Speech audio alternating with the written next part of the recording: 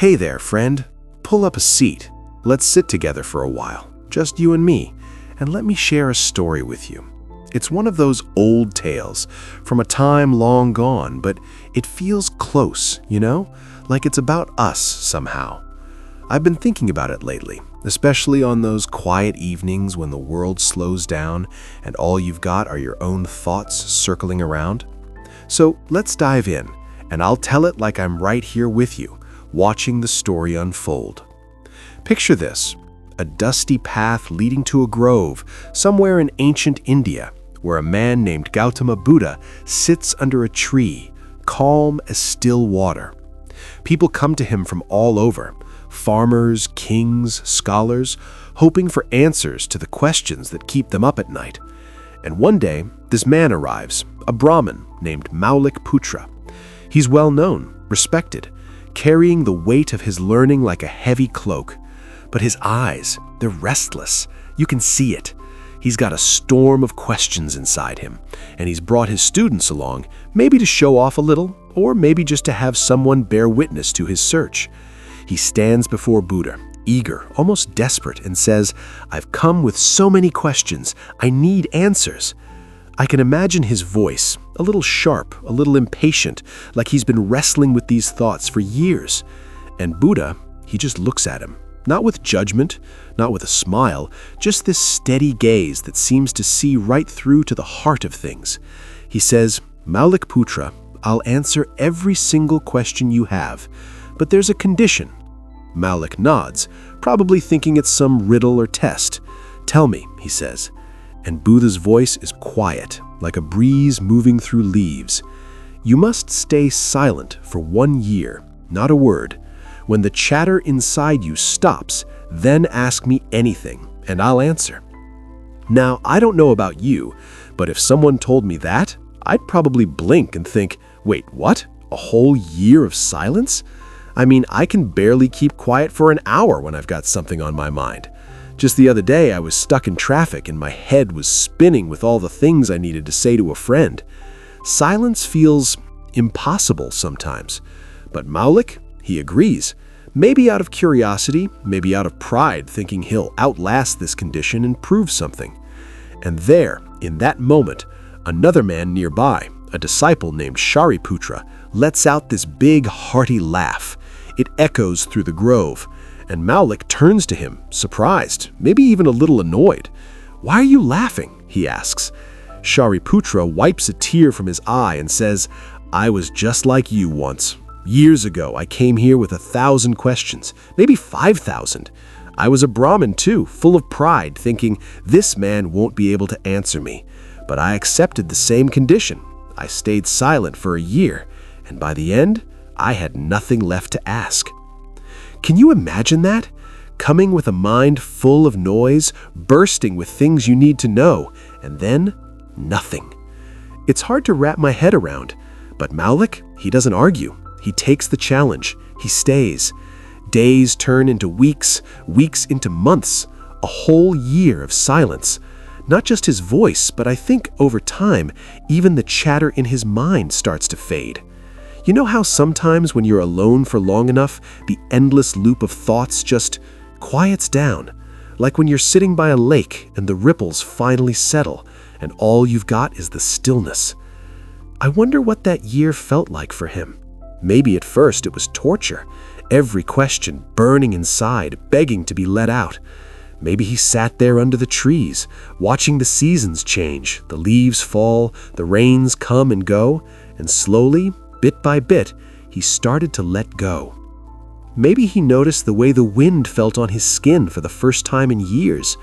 Maybe he heard his own breath and realized he'd never really listened to it before. And then the year ends. The last day comes. Buddha sits with him again, that same calm gaze, and says, "Ask now. I'm ready to answer." Malik looks at him, and you know what? He laughs. A soft, knowing laugh. "Shariputra was right," he says. "I have nothing to ask." I can almost see Buddha's face then, not surprised, just present. He says something that stayed with me since I first heard this story. He says, when the mind isn't true to itself, It's full of problems and questions. They're born from our illusions, like dreams are born from sleep. In a peaceful mind, there are no questions. In peace, the answers are already there. But a restless mind can't receive them. Silence, it brings us to a place where every question finds its answer. That hits me, you know? I think about how often I'm running around chasing answers about work, relationships, what I'm supposed to do with my life. Just last week, I was up late scrolling through my phone looking for some magic solution to a problem I couldn't even name. But maybe the answer isn't out there. Maybe it's in the quiet I keep running from. I picture Malik sitting there after that year, not empty, but full in a different way. Not full of words or ideas, but full of something else, something like peace. He didn't need to ask because in that silence, he'd already found what he was looking for. And I wonder what would happen if I gave myself even a day of that kind of quiet. Not to solve anything, not to figure it out, just to be, to let the questions dissolve on their own. You ever feel that pull, friend? That ache to stop, to breathe, to let the noise fade? I think we all do, in our own way. Maybe it's not about a year of silence under a tree. Maybe it's just taking a moment, right now even, to close your eyes and listen to the world without adding anything to it, just for a second. So, that's the story of Maulik Putra, a man who came with 1,000 questions and left with none. I don't know if I'm ready for that kind of silence yet, but I like thinking about it. I like imagining a mind so still that it doesn't need to ask anymore. And I'm glad I got to sit here and share this with you. Maybe we'll both find a little of that quiet in our own time, in our own way. Until then, let's keep walking this path together, okay? I'll be here, just a voice beside you, whenever you need a story or a moment to rest. Take care, my friend. I'll see you soon.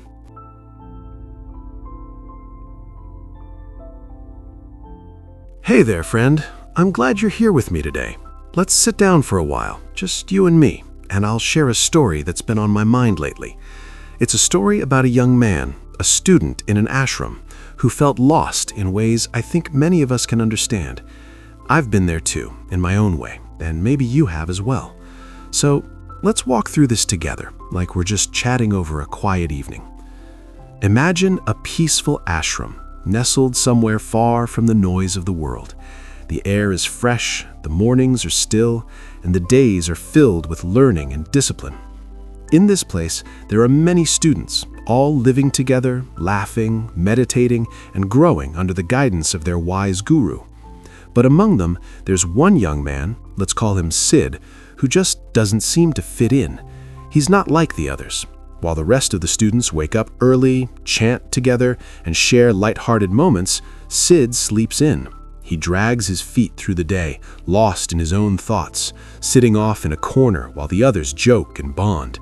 He doesn't join in the ashram's chores, doesn't seem to care about meditation, and honestly, he often snaps at the other students over the smallest things. They start to avoid him, and I can't blame them. He's carrying something heavy inside, and it shows. I think we've all had moments like that, haven't we? Where we feel out of step with everyone else, like we're on a different wavelength. I remember a time in my own life when I'd sit at gatherings, surrounded by laughter, but feel miles away in my head. It's a lonely place to be. Now, the guru notices all of this. He sees Sid's restlessness, his isolation, the way he's always tangled up in his own mind. But the guru doesn't say anything right away. He just watches, waits. He knows that sometimes you can't force someone to see what's wrong. They have to feel it themselves, to come to you when they're ready. And I admire that patience. It's like when a friend knows you're struggling but doesn't push, just stays close until you're ready to open up. Days pass, then weeks, and Sid starts to feel the weight of his own life more and more. He notices how empty everything seems. There's no joy, no purpose. It's like he's walking down a dark path with no end in sight, and he can't figure out why. He knows the problem is inside him, in his thoughts, but he can't pinpoint it. He wrestles with it, turning it over in his mind, but no answers come. Finally, one day, he can't bear it anymore. He goes to the guru, hands folded, and with a voice full of desperation, he says, "Guruji, I'm tired of my life. There's no meaning, no reason to keep going. I feel aimless, sad, like I'm nothing. Please show me a way out." I can feel that ache, can't you? That moment when you're so lost you just need someone to help you find your footing. I've had nights like that, staring at the ceiling, wondering what I'm even doing. It's raw, but it's also the first step, admitting you need help. The guru looks at Sid with kind eyes, and I imagine there's a faint smile there, not of judgment, but of understanding. He's been waiting for this day. He says, "My child, you've already taken the first step by seeing that the problem lies within you. Now let me guide you further. There are 5 habits you must let go of, habits that can ruin a life if you cling to them." Sid listens, eager, almost desperate, and I can picture him leaning in, hanging on to every word. The guru begins, his voice steady and warm. First, stop overthinking. Thinking too much is like digging a hole for yourself. It doesn't just waste your present, it poisons your future. You miss the opportunities right in front of you because you're too busy worrying about what might go wrong. You twist reality in your mind, making problems bigger than they are. Sometimes, the best thing you can do is nothing. Just be still. You can't fix everything, and not everything will go your way. Let it be. I have to pause here for a second because this hits close to home. How many times have I stayed up late, replaying conversations, worrying about things I can't control? It's exhausting. Maybe you've been there too, lying awake, your mind racing. It's a trap, isn't it? The guru continues. Second, don't fear change. Change is the law of life. If you resist it, you'll be left behind. I know it's not easy to accept new things, but with time, you'll see that most changes bring something good, even if they hurt at first. Be open to them. Then he says, third, stop living in the past. It's fine to remember it, to learn from it, but don't let it hold you. Whether it's a bad memory that stings or a good one you can't let go of, staying there steals your present. It robs you of today's joy. Move forward, even if it's hard. I can almost feel Sid nodding, maybe seeing flashes of his own past, old hurts or golden times he keeps replaying. I've done that too, clinging to memories of better times instead of making new ones. It's like living in a dream instead of reality. The guru's voice grows firmer. Fourth, stop comparing yourself to others. You are unique. No one else is like you, and that's your strength. When you measure yourself against someone else, you choke your own confidence. You start feeling small, and that doubt creeps into everything you do. Remember, everyone's journey is different. Be proud of who you are. And finally, he says, fifth, stop trying to please everyone. If you chase that, the only person who will be unhappy is you. You can't make everyone happy, so don't try. Be true to yourself. Don't pretend to be someone you're not. Just be as you are, because that's enough. I can imagine Sid sitting there, taking it all in, feeling a mix of relief and challenge. These aren't easy things to do, but they're a map out of the darkness. He looks at the guru with gratitude, promising to try, to let go of these habits one by one. And as he walks away, there's a lightness in his step, like he's carrying a little less weight. You know, friend, I think about Sid a lot. His story reminds me that we all get stuck sometimes, tangled in our own habits and thoughts. But there's always a way forward, even if it's just a small step. Maybe today we can pick one of these habits to work on. Maybe overthinking, or comparing, or whatever feels heaviest to you. Let's try together, okay? I'm right here with you, figuring it out as we go. Thanks for sitting with me through this story. Until next time, take care of yourself. I'll be here when you're ready to talk again.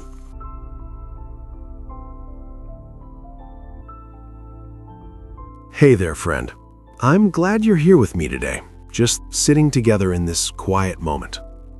I want to share a story with you, something that's been on my mind lately. A story about patience, about waiting for the right season, even when everything in you is itching to rush ahead. It's not a lecture or a lesson, just a little journey we'll take together, side by side, like we're walking down a dusty path on a late afternoon. Imagine a man, someone like you or me, who's been running from one dream to another for years. Let's call him Arjun. Arjun's heart is full of fire. He's always chasing something big, something that'll make him feel whole. He sets a goal, maybe to start a small business or to learn a new skill, and for a while, he's all in. He's up early, working late, pouring every bit of himself into it. But then, a few weeks pass, maybe a month, and the results aren't there. The business isn't taking off, the skill feels out of reach, and that fire in him starts to flicker. He gets restless, bored even, and before he knows it, he's abandoned that dream for a new one. And then the cycle repeats, over and over, for years, until he's standing there, empty-handed, wondering why nothing ever sticks. I think we've all been there, haven't we? I remember a time when I was trying to write a book. Oh, I was so excited at first. I'd sit at my desk with a cup of tea, imagining my name on the cover, but a few chapters in, I hit a wall. The words wouldn't come, and I started doubting myself. I almost gave up right then. Maybe you felt that too, that urge to jump ship when things don't happen fast enough.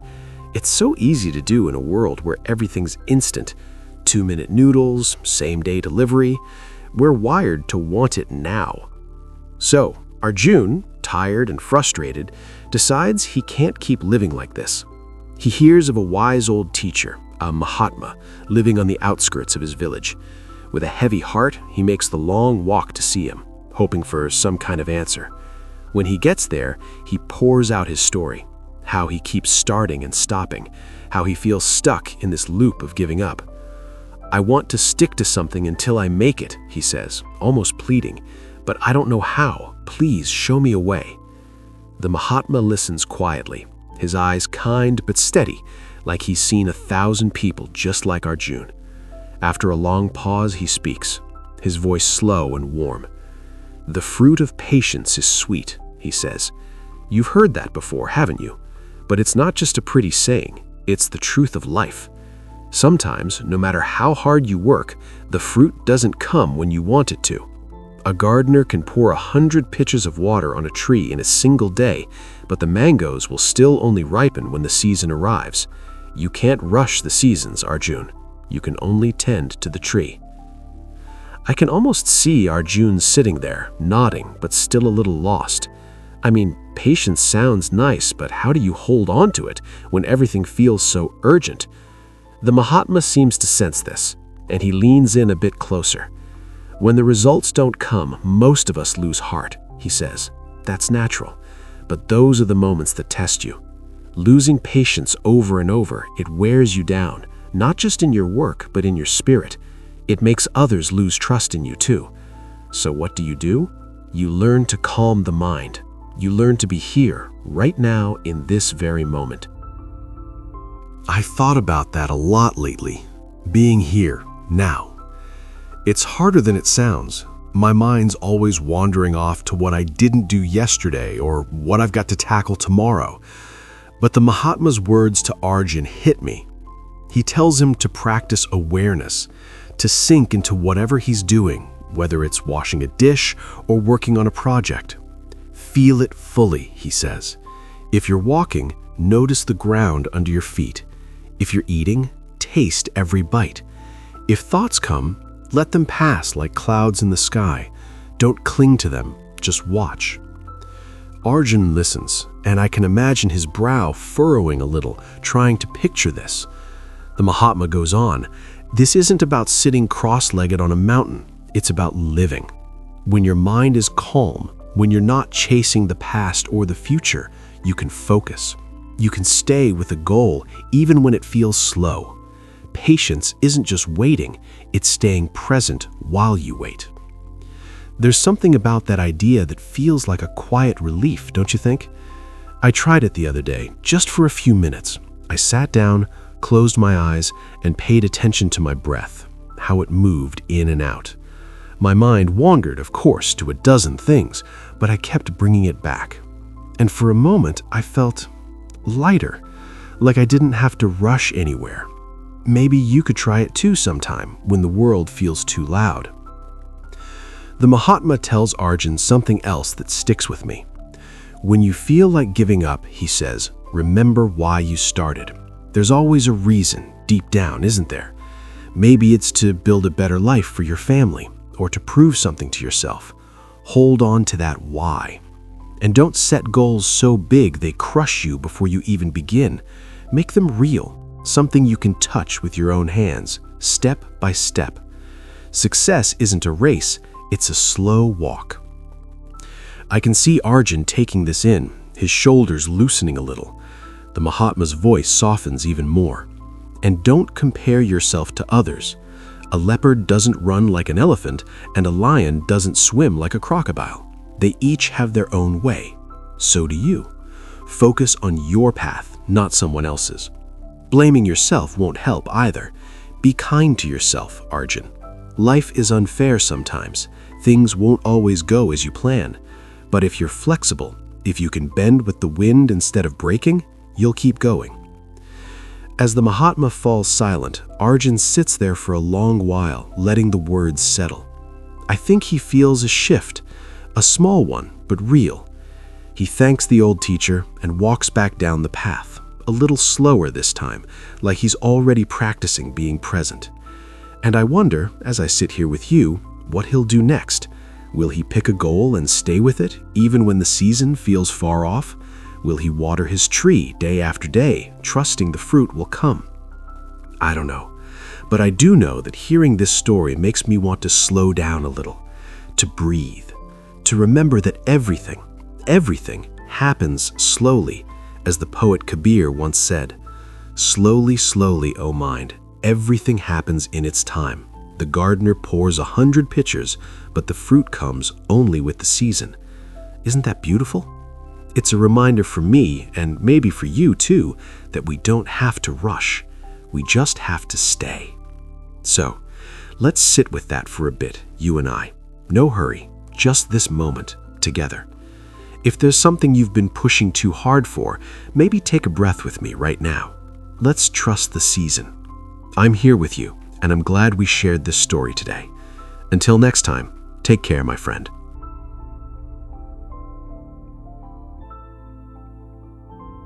Hey there, it's good to sit with you for a while. I've got a story to share today, one that's been on my mind lately.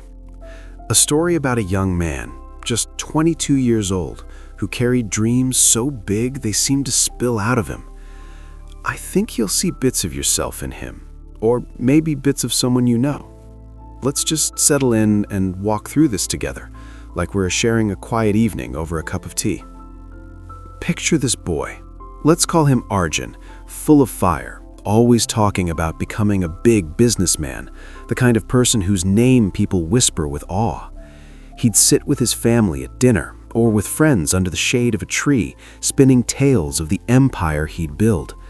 I'll start with this idea, he'd say, eyes wide, and I'll grow it like this, and soon you'll see I'll have wealth, fame, everything. And at first, everyone listened. They nodded, clapped him on the back, said, Arjun, you've got it in you. Their words fed him, made him glow. He loved the praise, soaked it up like the earth after a long drought. But time has a way of showing us what's real, doesn't it? Months turned into years, and while Arjun's words stayed big, his actions, well, they didn't match. He'd sleep late, linger over endless cups of chai, gossiping with friends about nothing much at all. The plans stayed in his head, never touching the ground. And slowly, those same people who cheered him on started to turn. The nods became smirks. Still dreaming, Arjun? They'd tease.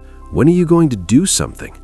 The taunts stung, sharper each time, until they weren't just coming from others, they started echoing inside him. I remember a time in my own life when I felt that kind of weight, you know? When you've got this vision of who you want to be, but every day feels like you're stuck in mud. You start to wonder if you're just fooling yourself. Arjun felt that too. The boy who once couldn't stop talking grew quiet, his shoulders hunched, his dreams feeling more like burdens. He was lost, couldn't see a way forward, and the years just kept slipping by. Then one day, a close friend of his, someone who still saw a flicker of that old fire, sat him down. Arjun, he said, There's a wise man, a Mahatmaji, in a temple in the next town. People say he's got a way of cutting through confusion, showing folks the path when they can't see it themselves. Why don't you go to him? For the first time in a long while, Arjun felt a spark of hope. The next morning, with the sun just creeping over the horizon, he made his way to that temple, his heart heavy but open. He sat before the Mahatmaji, this old man with eyes that seemed to hold 100 lifetimes, and poured it all out. "Gurudev," he said, voice trembling, "I have these huge dreams. I want to be a great businessman, to have money, respect, but I don't know why I can't do anything. My days slip away, and the taunts, the shame, it's breaking me. Please show me what to do." The Mahatma listened, really listened, not just with his ears, but with his whole being. And when Arjun was done, he leaned forward with a quiet kind of strength. "Arjun," he said, "have you ever thought about what sets the most successful people apart? It's not just talent or luck, it's that they never sit idle. They move, they learn, they act, even when it's hard. If you want to reach your dreams, you've got to build that same fire in yourself. Let me share some truths with you, not as rules, but as ways of being that can shift everything." He started with learning. Every day, he said, take even half an hour to learn something new, a skill, a story, a way of seeing. The ones who grow are the ones who never stop filling their minds. Imagine, in a year, how far you could go with just that small step each day. I can almost see Arjun nodding, picturing it. 30 minutes a day, a book, a conversation, something to build on. Then the Mahatma spoke of action. "Laziness is a thief, Arjun. It steals your time, your future. Successful people don't just dream, they do. They use their 24 hours, every minute of it. Start small. Wake up each morning and decide one thing you'll do today, no matter what. At night, look back and see what you've built.